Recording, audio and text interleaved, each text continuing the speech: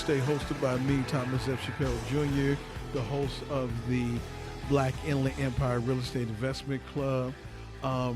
Talking to my guest Kenneth. Now, before we went to commercial break, we was talking about the difference between corporate financing and real estate financing, and you did bring up the Richest Man of Babylon book. Now, I just got to ask you, who told you about the book? It was you. You told me. You said you would talk to me unless I read the book. Now, I'm not going to ask you anything else until we finish talking about it, then we can talk. But here's the thing. A lot of people want to do real estate, and they're not sure exactly where they want to go.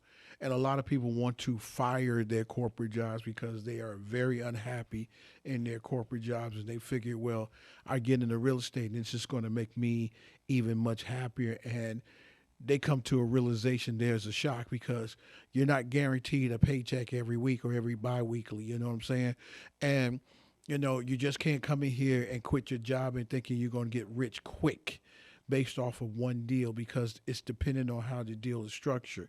And the one thing is that that's why I brought that up as far as the monies that you're making on the corporate side versus the real estate side.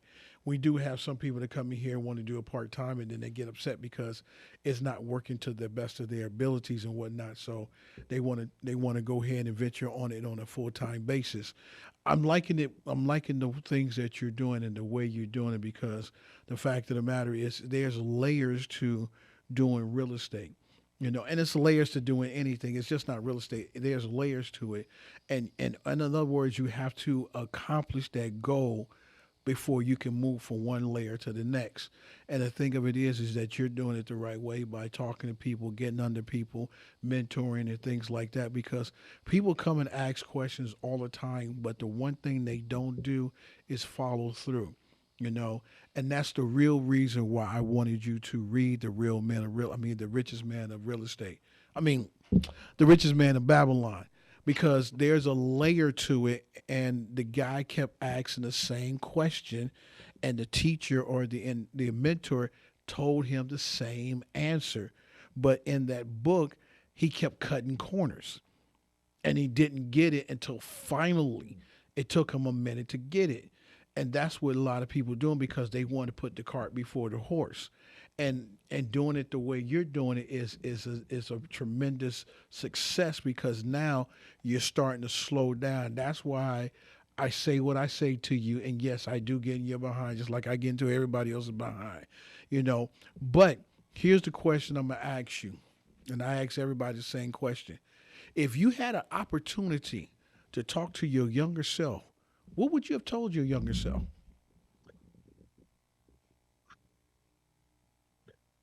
Honestly, I would have told my younger self to listen to my younger self when I was around great people. Okay. There were some people in my life when I was younger that were phenomenal. I mean, they were similar to you, Thomas. They were doing successful things. They were telling me exactly what I need to do to become, to maintain that level of success even at that time at 21, 22. And I just kind of listened and took notes and oh, really? That's great. And they kept moving. That was a mistake. I should have took that information and ran with it, or at least started to build on that. And I would probably say it set me back about 10 years.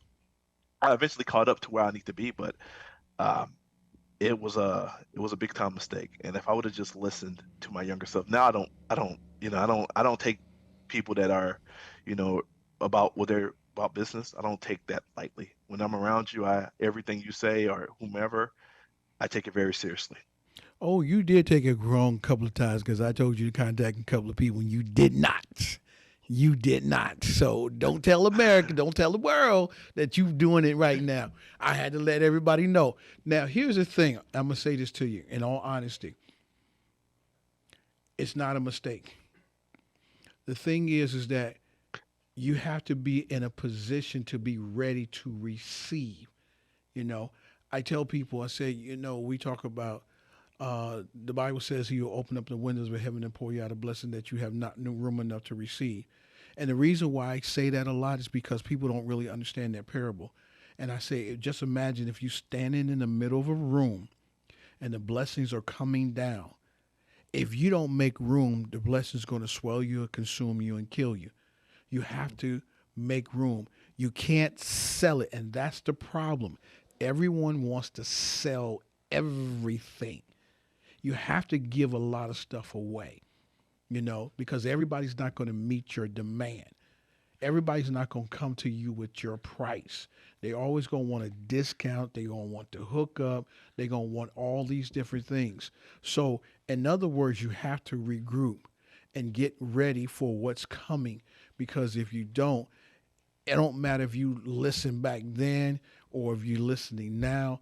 The fact remains you still won't get it. And that's the point of the richest man in Babylon. You've been taught everything that you have. Is not, to me, is not one thing a person needs to pray for, because you already equipped with everything you have. You just have to be at the right time and at the right place. And the biggest thing, like I tell people, you have to leave a blueprint, because somebody gonna come behind you, whether it's your family members or friends, and gonna pick up where you left off at. Just like MLK said, I didn't seen the promised land, but I might not get there with you. So the fact remains is that people gotta understand that there is no wrong way or right way. It's when you are ready to, like they say, when the student's ready, the teacher will appear. And that's a true statement. You know what I'm saying? You can be ready, you can not be ready, and the teacher's always there.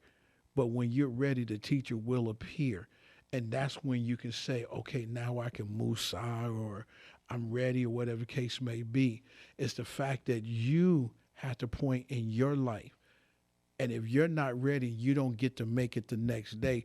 At least you left a blueprint that somebody can come behind you and finish what you left off at. And that's why I am very hard and very serious, because it took me a long time to get to where I'm at. You know, it took me a very, very long time. And the one thing that my mentors have said about me is that I show up every day and I'm engaged, whether I know it or whether I don't know it. I'm engaged because I'm showing up because I got nothing else. Got nothing else. This is all I have. So either I'm gonna make it or break it. So in that I say, I thank you for all the opportunities that God has bestowed upon you, and that you're listening to the message at the moment in your life to better your life. And I really appreciate that. So all that I'm saying to you is, tell me, before we get out of here, what have you learned, not by me, but just in general, that people could understand and take away from this, that they know that they can go ahead and accomplish their goals? Live with no fear. And even though this is going to be the hardest thing for you to do, because this is the hardest thing for me, it's okay to be stubborn, but you must acknowledge you're being stubborn. I've been stubborn plenty of times. There's been times even with Thomas, he would tell me something and I would be like, no, I want to do it this way. And then I would have to acknowledge it several weeks later when I had to humbly bow down and be like, you know what? You're right. I was wrong. We must drop fear, and we must if and it's okay. We're going to be stubborn occasionally. It's just our human nature. But you must be able to sit in the mirror and say, you know what? I was wrong. I'm going to, I acknowledge I'm wrong here. And honestly, humility is going to be critical for whatever you're doing in life. It's going to be critical. Uh, Everyone I met in this industry that's having success are very humble. Believe it or not, they're extremely humble. They have tremendous humility. I mean, they'll answer your call on Sunday at 6 p.m. I mean, it was Mother's Day. They one of them took my call on Mother's Day. This is everyone here is about once people have made it, they have made it because they've received it. So now they're passing it forward. So you must pass it forward. So the most important things that you really need to take away is drop fear. If you're stubborn, acknowledge it and move on and learn from it. And then the third thing is you must pass whatever you learned forward to the next person. And ultimately, that fear is going to, when you conquer that fear, that's really the biggest thing. It's that I call it procrastination. I call it sometimes fear. But when you actually conquer that, that's when you're able to get to the next level. Because at that point, what are you scared of? That's true. That's why I say when you get out the programming side of it, because there's no fear in programming. There's no fear in anything that you can do because you can achieve all your goals. Just imagine, just like I said, they told me I'm dyslexic, but I wrote a book. Now, I didn't write the book. I got a ghostwriter to write the book. Now I'm on my verge of writing my second book. So now AI is doing it for me. Okay, we all using AI now, so it's like I'm gonna use everything, every piece of tool they gonna give me. I'm gonna use it, but I use it to the best of my ability. And the point of it is that when you get out of that, that's what the program is all about. Because we were taught to do this, and this way, that way, and this way. And if you don't have the right criteria. You don't have everything that you need. So guess what? You're a failure, and you're not. So we're gonna take our last commercial break, and we're gonna come back and wrap it up with our guest Kenneth on the Real Men of Real Estate, hosted by me, Thomas F. Chappell Jr. of the Black Inland Empire Real Estate Investment Club.